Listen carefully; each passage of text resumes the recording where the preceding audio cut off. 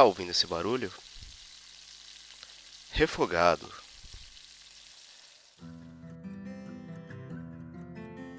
Ok, esse programa ele começa sem pauta e a ideia é pegar relatos das pessoas sobre suas melhores lembranças com comida de avó. Uma coisa que eu sei, que eu vivi na minha família, é que as refeições que as minhas duas avós faziam sempre foram fora da curva. Eu acho que isso é normal em quase toda a família. As minhas avós são do interior. Uma é do interior de Minas e a outra do interior de São Paulo. E as receitas que elas traziam, o modo que elas cozinhavam era sempre algo único, com poucos ingredientes, às vezes nem com a melhor qualidade, já que antigamente não era tão fácil comprar as coisas, não é?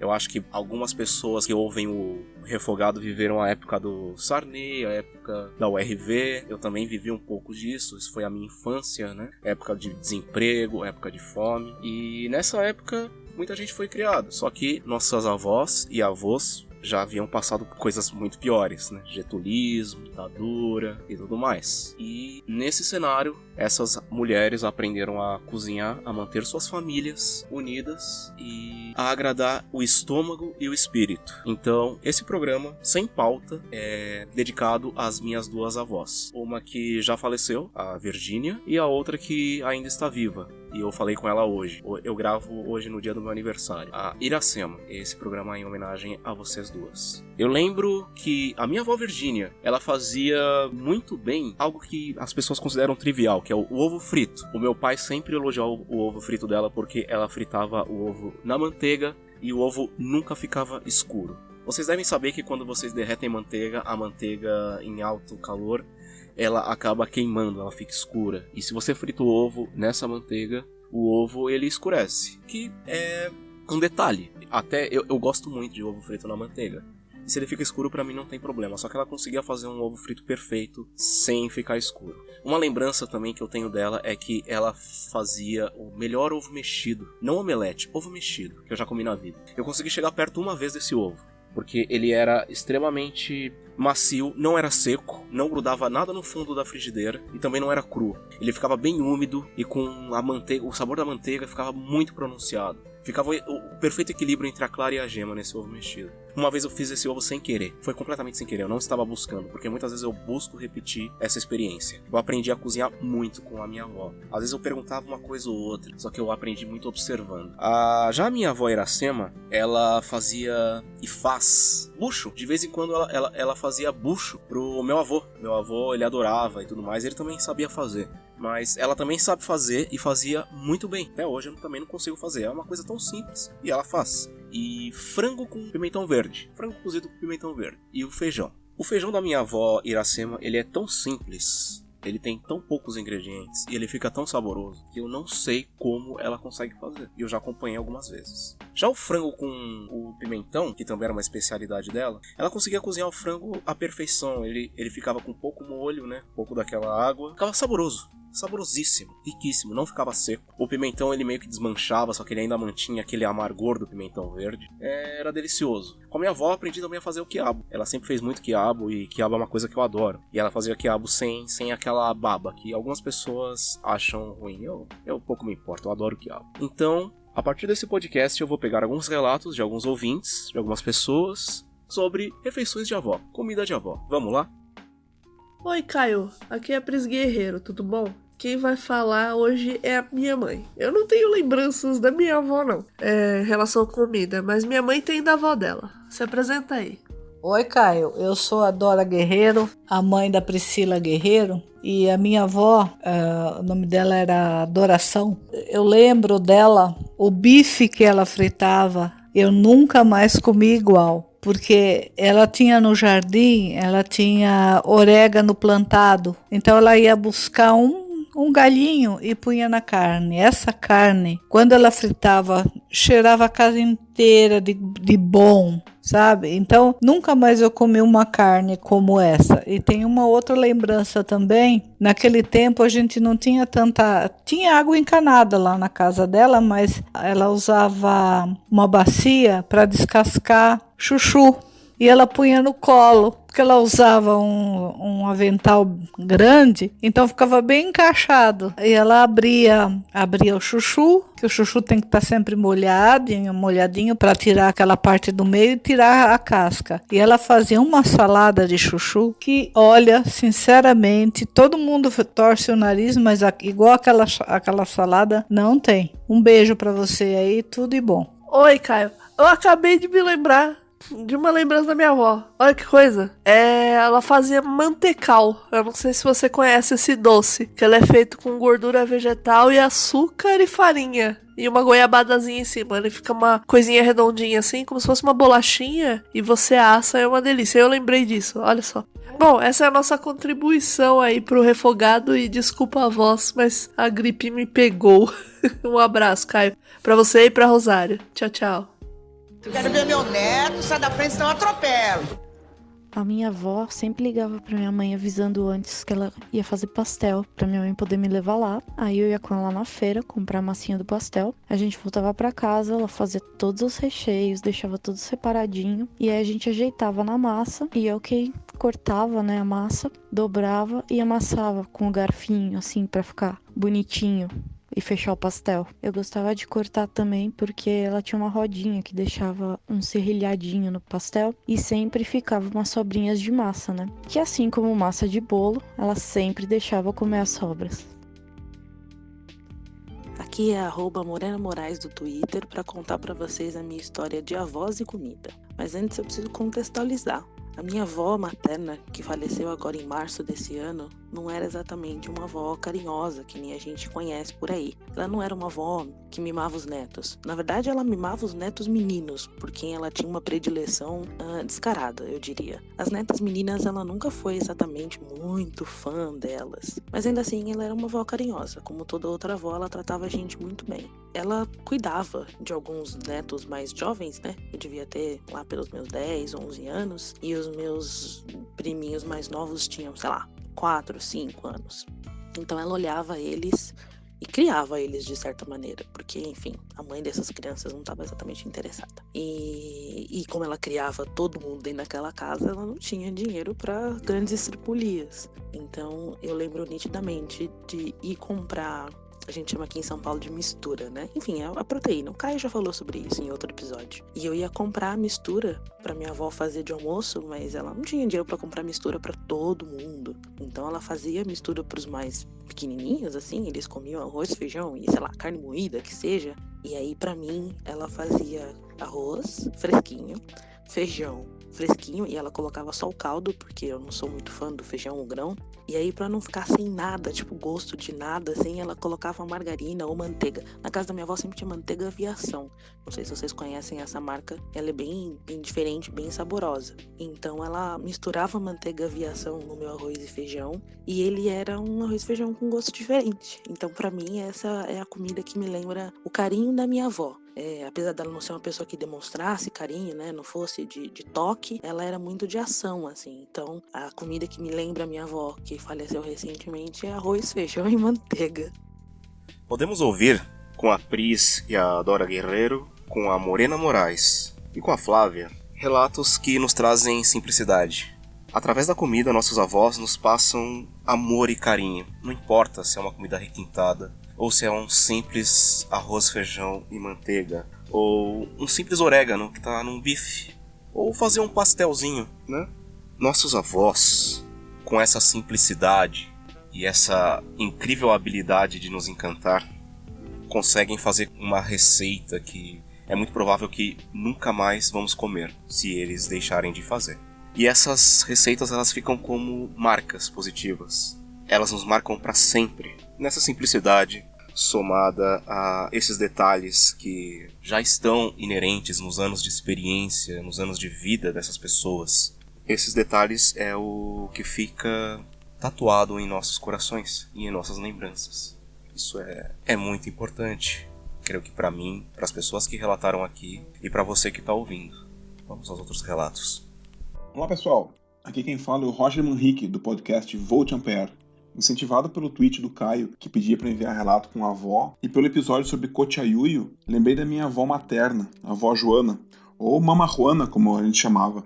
ela morava em Arequipa, uma cidade que fica no sul do Peru. E essa cidade fica 2.300 metros acima do nível do mar. Daí, por causa do soroche, também conhecido como mal de altitude, não é muito recomendado comer comidas pesadas, principalmente durante a noite. Então o que ela fazia era uma sopa que eu e meus irmãos achavam muito diferente, muito peculiar. Tinha o que tem mais ou menos uma sopa que a gente está acostumado, carne, batata, legumes, mas o que tinha de diferente era uma alga que ela chamava de yuyu, que é um pouco diferente do cochayuyo que o Caio apresentou para vocês.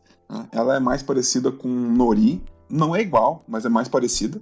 E tinha também umas pequenas peras que eu e meus irmãos gostavam bastante, porque era uma mini pera mesmo, era uma pera que a gente não via no Brasil. A sopa era muito boa e eu lembro de tomá-la enquanto a avó assistia El Chavo del Ocho na televisão. Coisas que unem a nossa América Latina, né?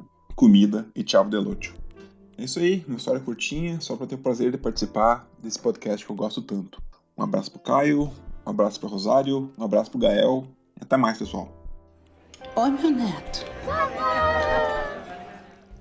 Oi, Caio e ouvintes do Refogado. Eu sou o Thiago, tenho 35 anos. Vim contar um pouco da minha relação com a minha avó, que é japonesa, e como comer na casa dela a vida inteira influenciou os meus gostos e também a minha forma de cozinhar. Até hoje eu mando mensagem no Zap para ela perguntando como fazer, como preparar determinado prato, e é sempre muito legal porque ela fica bem contente do meu interesse pelas comidas que talvez na visão dela sejam pratos simples, mas que para mim estão carregados tanto de qualidade como de valor sentimental, e enfim, faz parte de toda uma vida que eu passei comendo na casa dela. Um dos tipos de prato que eu mais gosto e que com certeza eu aprendi com ela são as conservas japonesas. E eu acho que tem uma semelhança com a confeitaria, que é o ramo que eu trabalho hoje, porque uma conserva japonesa vai essencialmente água, um tipo de vinagre, sal e açúcar. E aí o segredo é você ir dosando isso, encontrando o ponto que você gosta. Eu aprendi com ela a fazer conserva de nabo japonês, pepino, rabanete, alho, algumas outras. Por que eu gosto tanto da conserva? Eu me considero um pouco dono de casa, assim. Eu vou na feira, vou no sacolão, penso no dinheiro, em como comprar, em como trazer uma alimentação de qualidade para mim, para minha namorada, para o meu filho. A conserva é demais por causa disso. Você compra um produto fresco e com um preparo simples e rápido você tem aí um prato para compor inúmeras refeições ao longo de, 2, 3, 4 semanas. Aquilo vai estar na geladeira. Então acho muito legal. Acho que ela é um pouco não é tão valorizada quanto deveria. É isso. Um abraço, Caio. Um abraço a todos. Nesse bloco, onde nós ouvimos o Roger e o Thiago, a gente observa como as avós são uma ferramenta que preservam as nossas tradições. Com o yuyu, né, a alga que o Roger falou pra gente, e as conservas, o da avó do Thiago, que até hoje ele a consulta. Os avós, quer queira ou quer não, sempre conservam as raízes de uma família, a tradição de uma família, e vão nos passando através dos sabores, através das receitas e através do carinho que eles têm pela gente. A comida é uma das principais ferramentas para isso. Agora vamos ouvir mais alguns áudios.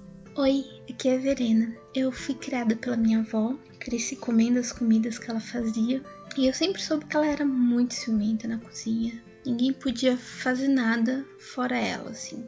E mesmo as receitas, ela raramente passava para alguém. Me ensinou algumas dicas para como fazer bolo, ela era uma ótima boleira, mas ela era super ciumenta com a cozinha dela. E um dos meus pratos prediletos de infância era o que eu chamava de torta de espinafre. Não era exatamente uma torta, mas ela fazendo uma frigideira grande, ele ficava com um formato parecido com de torta, e eu, criança, chamava de torta de espinafre. E eu fiquei anos sem saber essa receita.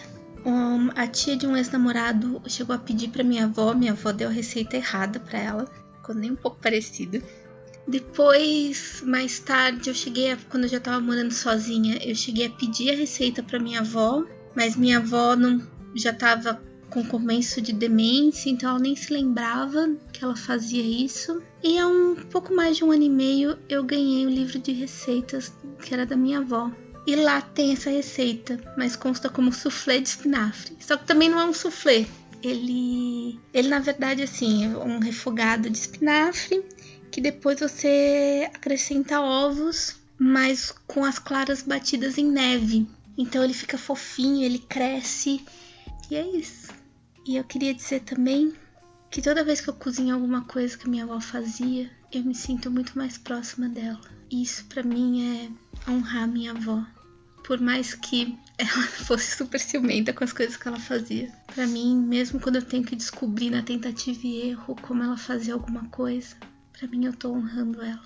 E é isso. Beijos. Olhe pra sua nega, véi, entenda que não é em blog de hip boy que se aprende sobre ancestralidade. Vai e vai, ganha esse mundo sem olhar pra trás. Olá pessoal do Refogado, aqui é Cris Ishida.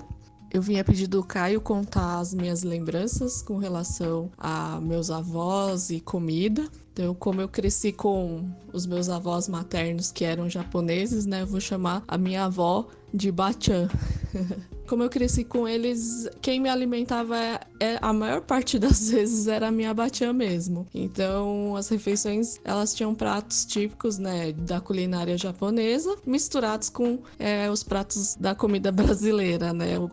A refeição sempre vai ter o gohan, né, que é aquele arroz grudento, o feijão carioquinha, que eu não consigo reproduzir nunca aquele tempero que a minha Bachan fazia. Peixe ou carne, né, que sempre tinha. Tem muito legume refogado também. Ela gostava de fazer uma abóbora cabotiá no shoyu com hondashi também, era muito bom. Salada de folhas que ela colhia no quintalzinho dela, misoshiro, que é aquela sopinha, né, com pasta de soja, e normalmente um suco de frutas que ela colhia também no sítio dela e trazia. Também uma das lembranças boas que eu tenho da minha avó é nos dias de festa, né, ela acordava cedinho e ia pra cozinha, e aí ela preparava um banquete, né. Eu ficava lá com ela só pra ficar perto dela e ficar atrapalhando, né? Ela fazia muito aquele makizushi, né? Que é o sushi mesmo enroladinho, com legumes recheadinho, assim, né? Uma salada de bifum ou harusami, que é aquele macarrãozinho transparente de feijão. Ela colocava pepino e alga wakame. Ela fazia também narizushi, que é um enroladinho de arroz, né? Ele enrola também no tofu frito. Ela gostava de fazer também o koa, que também é conhecido como sekihan. É um arroz mochigome, cozido também com feijão, azuki e uma castanha portuguesa. Então, ficava meio que um baiãozinho, assim. E ela fazia uma sopa de ano novo que chama ozoni. Essa sopa ela não fazia muito sucesso, não, mas os primos acabavam tomando para não magoar a Bachan. Tudo isso que ela fazia era para levar para a família, para se reunir, né, nos feriados. E já faz uns anos, assim, que tá só na minha memória, assim. A gente já não se encontra mais com tanta frequência, porque ela já não tá mais aqui. E daí, quando a saudade bate, assim, bastante forte, eu faço alguma dessas receitas, assim. Só que nunca fica igual às dela. Então eu lembro dela brigando quando eu fazia alguma coisa errada na cozinha, e aí o coração fica quentinho de novo. Um beijo, pessoal, e até mais. Às vezes é na nossa ascendência que encontramos o suporte quando estamos crescendo. Muitas vezes nossos avós nos criam, e a comida que eles nos fazem ou nos faziam com tanto carinho, mesmo que não consigamos replicá-las iguais aos nossos antepassados, elas servem como homenagem a essas pessoas tão importantes para nós. É como mestres que ensinam aos seus aprendizes, e os aprendizes tentam fazer igual, e nunca vai ficar igual. Cada pessoa tem seu modo, cada pessoa tem a sua história, mas a essência está lá. O que os nossos avós ensinaram está lá, seja através de palavras ou só de ações, seja através do seu observar sobre eles. A essência vai sempre ficar. E isso que é o mais legal de ter uma relação boa com nossos avós, nossos ascendentes. Eles sabem muito mais que nossos pais. Já passaram por muito mais. E já não tem tanta essa pretensão de criar ou normatizar a nossa vida. Eles estão para guiar de maneira sensível. Ei Caio, ei pessoal do Refogado, como é que vocês estão? Tudo bem? Aqui é Priscila Armani, do podcast Sexo Explícito. Hoje eu tô mandando esse áudio para falar um pouquinho a respeito da minha relação com minha tia-avó e como que essa relação foi, de uma certa forma, costurada pela comida. Não só com a minha tia-avó, mas com as minhas tias também. Eu não tive a avó por parte de pai e a minha avó por parte de mãe faleceu quando eu tinha 5 anos. Então eu não tive relacionamento assim com avós. E os meus avós já estavam mortos quando eu nasci. Então, a relação que eu estabeleci, quase como se fosse uma relação com uma avó, com a família da minha mãe, foi com as minhas tias. A minha mãe é a filha caçula de 7 filhos. Por exemplo, minha mãe vai fazer 70 anos ano que vem e a minha tia mais velha, que tá viva no momento, vai fazer 90 anos. Então é uma relação, é uma diferença de idade muito grande. Daí que eu estabeleci uma relação de sobrinha e sobrinha-neta com a minha tia-avó quando ela era viva e com as minhas tias também. A minha tia-avó, uma das lembranças que eu tenho mais fortes da minha infância é ela fazendo queijo quente pra mim, que pra quem não é de Minas e não tá familiarizado como é que é o queijo Minas, o queijo Minas, ele é um queijo que ele é um pouco mais firme. Então, o que ela fazia basicamente era esquentar a frigideira até um certo ponto e aí ela colocava fatias grossas de queijo Minas. Ela deixava um pouquinho, depois virava e aí servia pra mim só o queijo. Eu não comia com mais nada e era muito bom, muito gostoso o queijo que ela fazia. Isso eu devia ter uns 4, 5 anos e eu tenho lembrança vívida dela fazendo queijo pra mim e de eu aguardando ansiosa o queijo. E aí ele fica molenguinho, fica muito gostoso assim. Particularmente o queijo Minas padrão. Um outro caso que eu tenho para contar com relação à comida é que a minha tia mais velha, que hoje ela é falecida, ela faleceu tem 3 anos, ela era salgadeira. Todas as minhas tias trabalham com comida de alguma forma, mas essa minha tia, ela era salgadeira, ela pegava encomenda de salgados, as outras tias ajudavam ela a fazer as encomendas de salgado. Então, a minha família sempre foi muito festeira, sempre teve muito salgadinho. Tudo quanto era coisa era motivo para festa e era motivo para fazer salgadinho.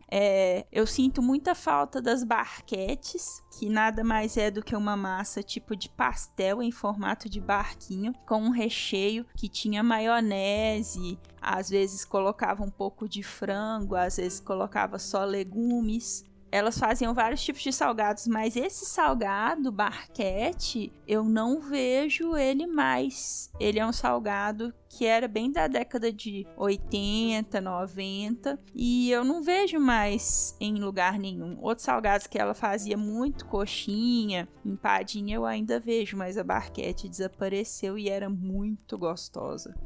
Quando eu tinha os meus 5 anos, a minha tia estava fazendo mais uma encomenda de salgados. E essa encomenda de salgados, e ela virou pra mim e falou assim: Priscila, pega aquelas coxinhas que já estão fritas ali e vai colocando nas forminhas pra mim. E aí eu fui colocando nas forminhas, né, as coxinhas. Só que quando eu colocava na forminha, a coxinha não cabia. Então na minha cabeça de 5 anos, o que eu pensei? Vou comer o rabinho da coxinha e vou fazer caber, né? E aí eu pegava a coxinha, comia o finalzinho, colocava na forminha. Comia a coxinha, pegava a coxinha, comia o finalzinho e põe na forminha. Fiz isso com umas 10 coxinhas. Até a minha tia veio falar: o que você tá fazendo, sua louca? E eu, mas a coxinha não cabe na forminha, eu tô só tirando o finalzinho pra poder caber. Aí ela: não é pra fazer isso. Minha tia era tão doce que ao invés dela ficar, me xingando porque eu fiz ela perder trabalho, né? Ela teve que refazer aquelas coxinhas. Ela me deu as coxinhas que eu já tinha comido pra eu terminar de comer e deixou pra lá. E eu lembro disso porque é uma lembrança de muito carinho que eu tenho. Minha tia já falecida, que era uma pessoa que tinha muita consideração pela gente e que era muito divertida e independente também. Então, comida sempre fez parte da minha vida. Eu tenho ascendência italiana, meu bisavô era italiano. E outra coisa que as minhas tias sempre faziam muito era capelete e massa de macarrão. Então, dá pra perceber que, assim, minha infância foi toda na cozinha, às voltas com as minhas tias fazendo macarrão, fazendo capelete e fazendo salgadinhos. E a minha tia-avó, quando ela cuidava de mim, quando eu ainda não tava na escola, fazendo queijo quente pra mim. É isso. Salve pessoal do Refogando Podcast, aqui quem fala é Gustavo Rebelo, empresário e apicultor aqui na Flórida. Talvez vocês me conheçam do Xadrez Verbal, onde de vez em quando eu dou uns pitacos falando de política internacional, particularmente o que diz respeito aos Estados Unidos. Talvez não, mas se ficou curioso me procure na @gu_rebel, REBEL. Respondendo ao Caio, eu lembrei de um caso, uma história da minha bisavó. Porque meus pais casaram muito cedo, minha mãe tinha 21, meu pai tinha 22 e por conta disso eu convivi muito com a minha bisavó. Meus pais tinham muita energia, eles eram jovens e eles foram pulando de emprego praticamente a minha infância toda, e numa dessas mudanças a gente foi morar em Recife. E mais ou menos na época que meu irmão nasceu, a minha bisavó foi nos visitar. Mas para vocês entenderem um pouco quem era minha bisavó, ela nasceu em Sorocaba em 1914, ela era filha de imigrantes da Itália e ela teve 12 irmãs e um irmão mais velho, e a família toda cozinhava. Eles tinham pequenos negócios, atividades no comércio na época na cidade. De qualquer forma, por ser uma família grande, italiana e tudo, ela sempre foi muito prestativa, sempre ajudou e sempre gostou de cozinhar. Então, como eu falei, meu irmão tinha acabado de nascer, a gente estava em Recife e nós tínhamos, ainda temos alguns grandes amigos daquele tempo. Minha bisavó italiana, a gente saiu uma dessas ocasiões, fomos comer num restaurante italiano, uma massa, que não tinha muitas opções naquela época. E ela não achou grandes coisas lá no restaurante. Ela ficou um pouco chateada, mas ao mesmo tempo ela se sentiu desafiada, né? Aquele pessoal que era amigo nosso falou: esse pessoal precisa comer, né? Uma refeição mais elaborada, um prato, sei lá, melhor, mais tradicional e tal. E ela, né, ela sempre foi muito tradicionalista nesse sentido, né? O prato principal dela era o nhoque no ragu e ela cozinhava do zero. Então ela ia da batata fazer nhoque e do tomate fazer o molho. Então ela, por ter se sentido desafiada naquela época, marcou o dia que a gente ia comer e chamamos, se não me engano, eram 24 pessoas. Porque tinha isso também, ela gostava de cozinhar para bastante gente. Então 20, 30, 40 pessoas ou mais. Quando não era que a gente queria que ela cozinhasse para nós, para nossos amigos, poderia ser às vezes meus tios, meus avós, né? O negócio dela era cozinhar. Ela poderia ter ganho muito dinheiro se ela quisesse abrir um restaurante, mas não era o negócio dela. Ela gostava de cozinhar para muita gente, mas só gente que ela gostava. Então marcou o dia da macarronada. Ela acordou às 4h30 da manhã. Ela foi até a Ceasa, no Recife, comprou acho que 10 quilos de batata ou mais, 20 quilos de batata, não me lembro, eu era pequeno, obviamente. Ela comprou uma infinidade de batata, ela comprou uma infinidade de tomate, voltou para casa e começou a descascar esse monte de batata, cozinhar a batata, cozinhar o tomate, fazer o molho ragu, então requer que tenha algum tipo de carne, né, para dar o sabor e tal. Ela fez uma macarronada do mais jeito tradicional possível, imaginário. Vai chegando a hora do almoço, vai chegando gente, né, e tal, e o pessoal tá com fome. E aí, vamos comer, está na mesa. E aí ela começa a trazer um monte de travessas, e era muito nhoque que ela fez para aquele pessoal que nunca tinha comido nada tão tradicional da Itália, né? E aí vai, até que chega um determinado, e ela se senta na mesa e tá todo mundo comendo, e ela tá feliz, e ela traz o queijo ralado, aquela coisa, e tá todo mundo comendo feliz e tal, e aí em determinado momento um dos convidados olha assim, olha para um lado, olha para o outro, não enxerga, de repente ele olha para ela e pergunta: a senhora por acaso pode trazer a farinha de mandioca? Que eu gosto de macarrão com farinha. E aí obviamente ela primeiro ficou estática, não entendeu nada e depois começou a rir. Mas foi Mas foi uma história que assim, que eu me lembro que todo mundo parou e olhou pra ela, e a cara que ela fez e tudo, e acabamos dando muitas risadas naquela tarde. É mais ou menos isso que eu queria falar rapidinho, só essa história que quando o Caio falou eu me recordei na hora. Valeu, um abraço e até a próxima. Oi, meu neto. Ô, Caio, bom, eu tava vendo o seu podcast sobre comida chilena. Cara, nunca imaginei que alguém fosse fazer um podcast a esse respeito, cara. Mas, ó, legal, cara. Eu gostei do jeito que você fala, do jeito das coisas que você passa. Minha garota adora o Chile. Um dia eu vou levar ela pra ir, mas vai demorar um pouco. Eu vi a pergunta lá que você fez sobre alguma coisa interessante a respeito de comida, isso não tem nada não, mas aqui em Itu é famosa, pelo menos era no passado, né? Hoje a molecada nem conhece mais esse costume, mas antigamente o ituano era famoso por comer na gaveta. Comer na gaveta é o seguinte: as mesas, isso é fato, eu sou daqui, eu sou cria da terra, né? As mesas antigas, né, todas tinham uma gaveta, na frente da onde ficava a pessoa, tinha uma gaveta. Essa gaveta servia para quando chegava uma visita em casa, você punha rapidamente a comida, o lanche, o que você estivesse comendo na gaveta, fechava para não ter que oferecer. Porque tem que lembrar que naquele tempo era diferente, né?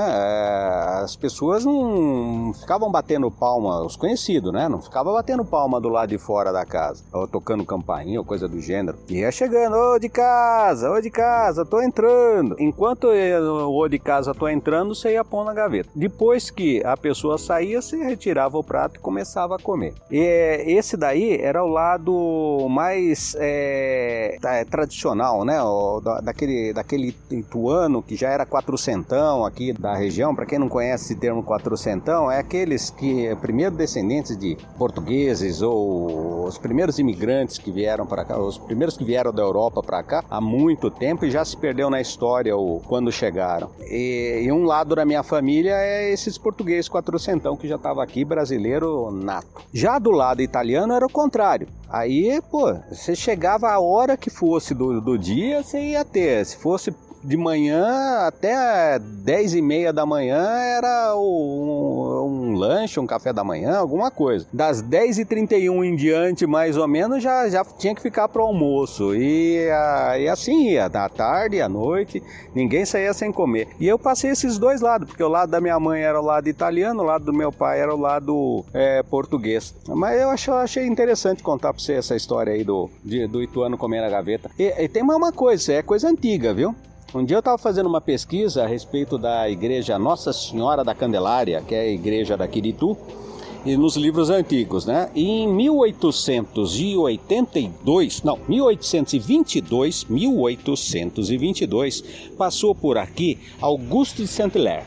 Entre outras coisas, ele se surpreendeu com o povo ituano, porque ele é francês, né? E quando ele chegou, ele sempre foi muito bem recebido em todos os lugares, e ele estranhava que era um costume que não tinha na França, né?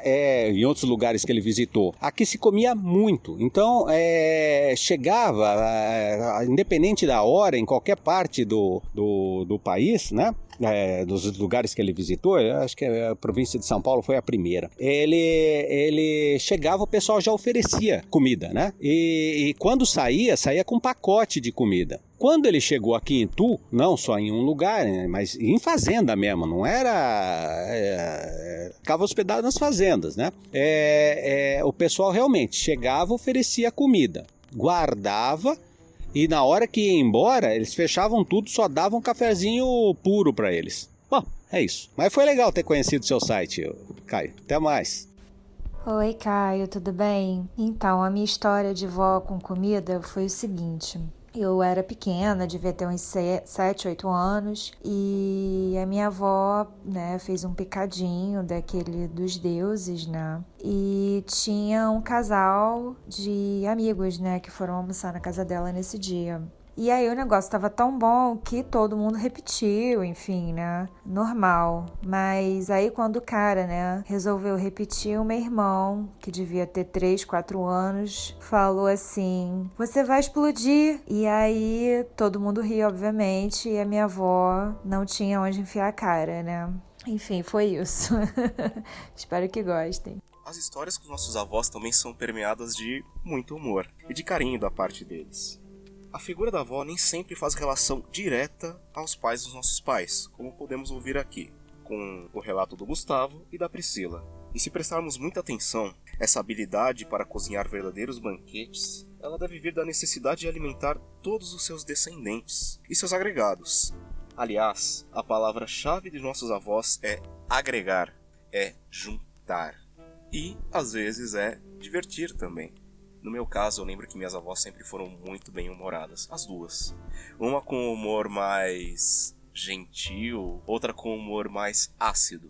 Basicamente, se for para falar de um estereótipo, eu evocaria o desenho animado brasileiro Irmão do Jorel, onde o Irmão do Jorel, personagem principal, tem como a avó carinhosa Juju, que é basicamente a minha avó materna, e a avó mais ácida e mais da ação, Gigi, que é a minha avó paterna.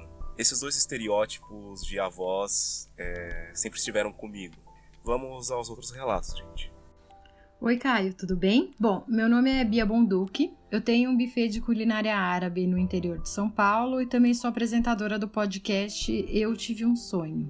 Minhas duas avós, elas sempre cozinharam muito bem e deixaram memórias boas os momentos delas na cozinha. Acontece que eu descobri, depois de adulta, que a minha avó materna odiava cozinhar. Ela só fazia isso quando a gente ia visitar mesmo. Tanto que uma hora ela desencanou de vez e passou a almoçar com a gente no quilo do lado de casa. Já minha avó paterna, eu me lembro o tempo todo dela na cozinha.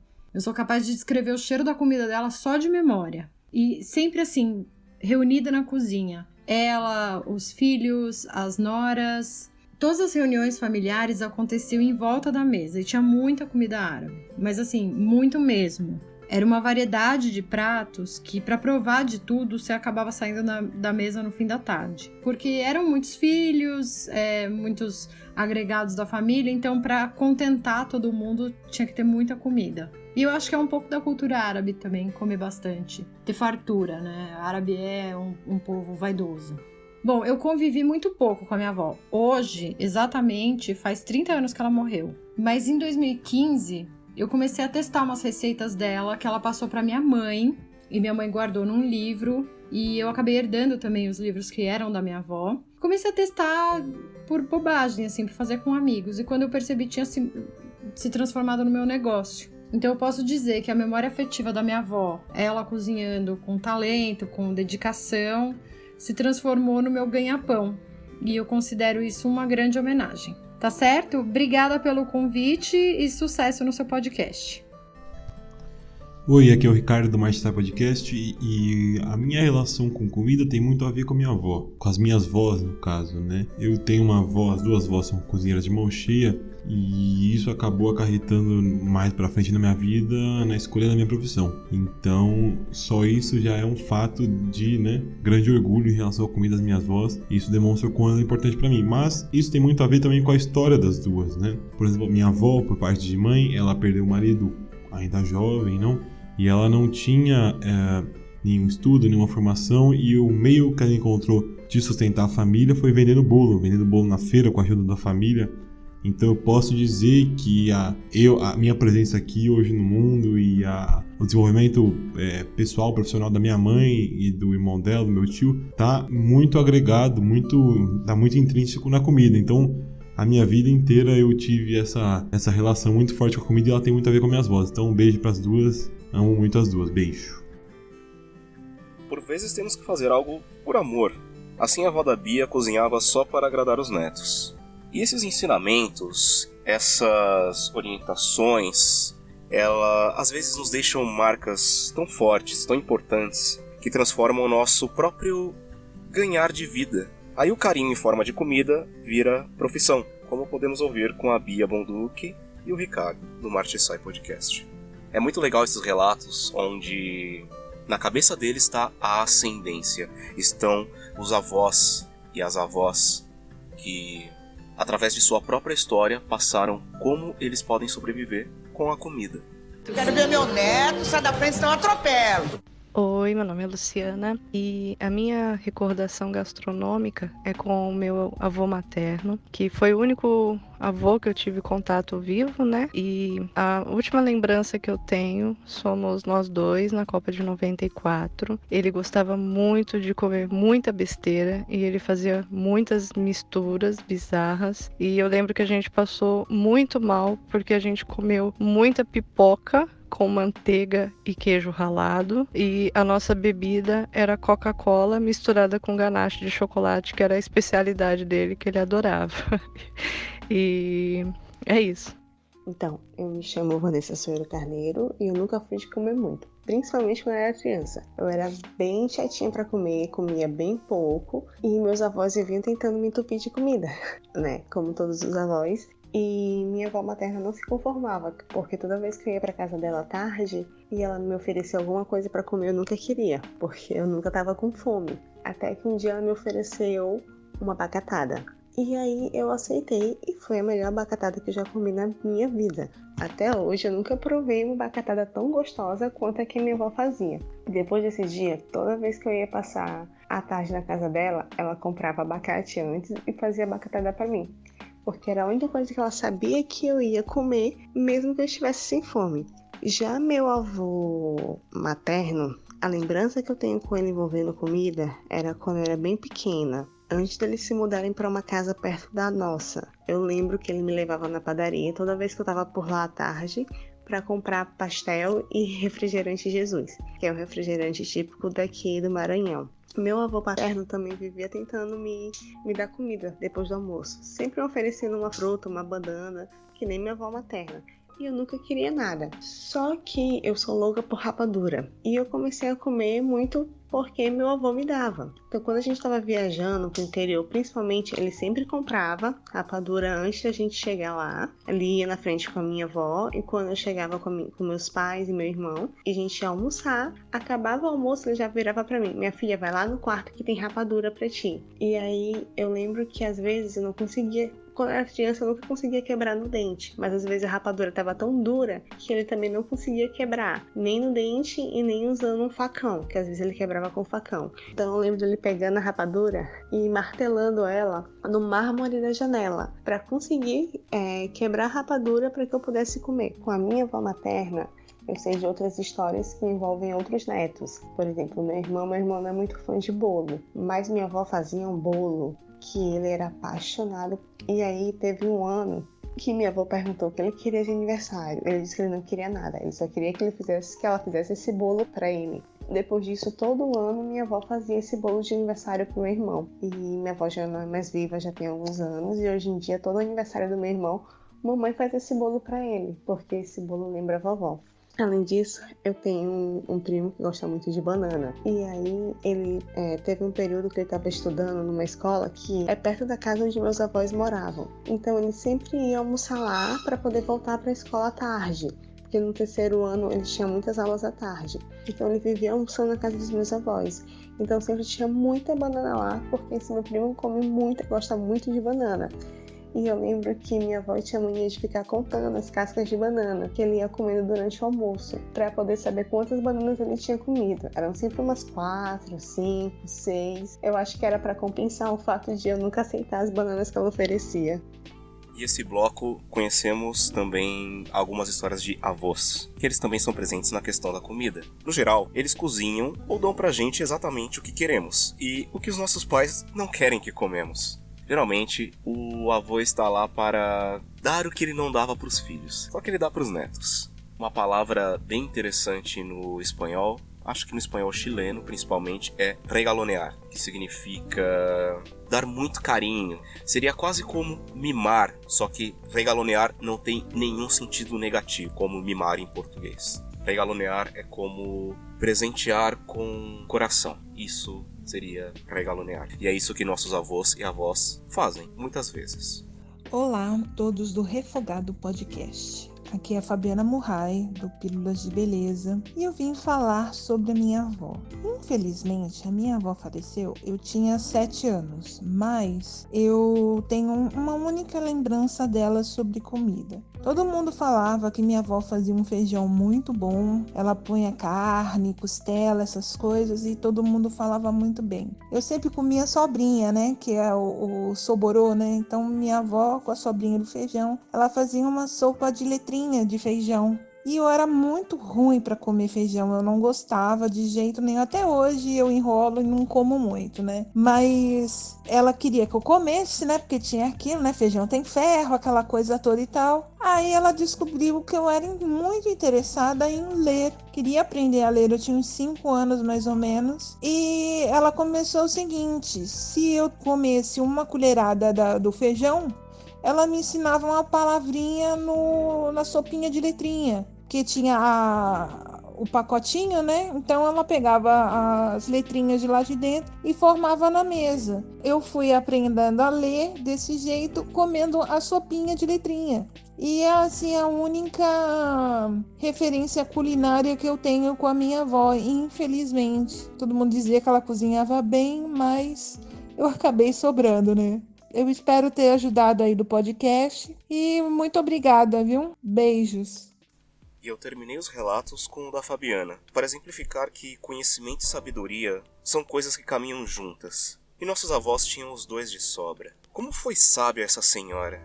Querendo que sua neta se alimentasse bem, ao invés de usar da força da autoridade, a observou. Ela olhou a Fabiana. Viu que havia interesse na leitura e uniu isso com a comida, ensinando e alimentando ao mesmo tempo, utilizando da força do carinho e da inteligência. Eu gostaria de agradecer demais a todas as pessoas que contribuíram, ou as que queriam contribuir, mas não conseguiram com esse programa, porque ele é um programa especial. Ele ficou um pouco longo, mas eu não quis cortar nenhuma parte essencial dos relatos. Eu quis que cada relato ficasse aqui tal como as pessoas o gravaram. Porque cada pessoa tirou um pouco do seu tempo para viajar pelas suas lembranças, pelos seus sentimentos e relatar alguma história sobre os seus avós. Eu não tenho pretensão de fazer algo gigante, megalomaníaco, mas eu gostaria realmente que esse programa fosse tocante a você que está escutando, para que relembre dos seus antepassados, para que relembre dos seus avós, para que relembre da sua vida. Mesmo que você não tenha conhecido os seus avós, ou que seus avós não tenham sido as melhores pessoas, essa ascendência ela vai passando, e essa história vai ficando. E, através de você, as histórias dos seus avós continuam. Se você ainda tiver avós, dá um toque neles, abraça-os, liga pra eles, manda qualquer coisinha, porque eles já não esperam muita coisa, apenas serem lembrados. Eu tenho certeza disso. Como eu falei no começo, esse programa é uma homenagem aos meus avós. Eu os agradeço demais, demais mesmo, por tudo que me foi passado. Desde da questão de caminhar bastante do meu avô paterno. Eu adoro andar para pensar, e ele sempre fazia isso. Eu lembro que quando era pequeno nós andávamos muito. Às vezes para comprar alguma bobagem no mercado, só que ele sempre escolhia um mercado muito longe. Desde o amor pelas plantas que o meu avô materno tinha. Ele sabia cuidar muito bem das plantas e desde quando eu era pequeno ele observou isso em mim. Ele meio que me ensinou a gostar das plantas. A minha avó materna, que com seu carinho imenso, ela acabou me ensinando por tabela a cozinhar muita coisa. E acabou me ensinando a negociar. Eu acho que ela nem sabe disso. Eu acho que por enquanto não vai saber, já que ela faleceu. Mas ela era uma excelente negociadora. E muitas vezes eu a via fazendo esse tipo de negociações com o banco, com algumas pessoas que ela queria vender ou comprar algo. Ela era uma pessoa que tinha um poder de convencimento incrível. E é ela que fazia o ovo mexido que eu tanto sonho. E com a minha avó paterna, que me apresentou como você come abacate, além de ser por vitamina. Talvez algumas pessoas fazem isso, eu vejo poucas pessoas fazendo. Geralmente se fazem muitas vitaminas com abacate, mas a minha avó me ensinou a moer o abacate com garfo, colocar limão, açúcar e comer, como uma sobremesa. Ela também me ensinou uma receita de bolo de fubá que eu tenho até hoje, eu uso até hoje. Eu adoro essa receita, por mais que faz muito tempo que eu não faço. E o quiabo e o frango são as coisas que eu guardo muito bem dela. Hoje é a minha única avó viva de todos os 4. Esse programa é uma homenagem a vocês. Eu queria mandar muito um beijo para todas vocês. Eu queria muito mandar um beijo para todas as avós de todas as pessoas que aqui citaram, onde quer que elas estejam, se estão aqui ou em qualquer outro plano, ou seja lá onde for. E muito obrigado mesmo. Eu os agradeço. E eu quero terminar esse programa num modo legal, um modo positivo e não só nostálgico, mas alegre. Eu vou terminar esse programa com um trechinho de uma música que a minha avó sempre cantava, a avó Virgínia. Ela sempre foi muito de cantar. As duas, a Virgínia e a Iracema. Mas eu vou terminar com um trechinho de uma música que ela sempre adorou. Então, até semana que vem, pessoal. Queria agradecer imensamente a vocês. Muito obrigado.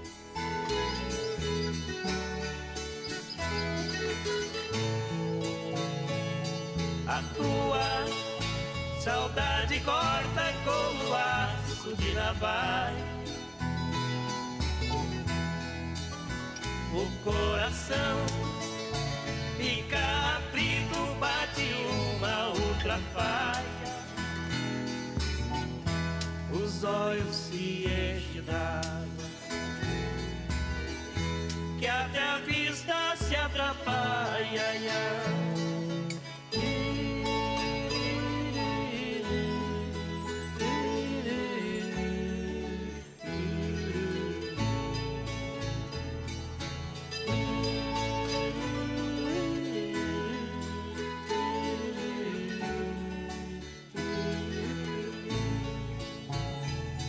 A tua saudade corta como aço de navalha.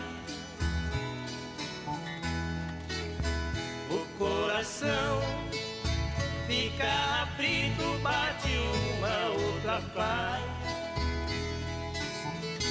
Os olhos se enchem d'água,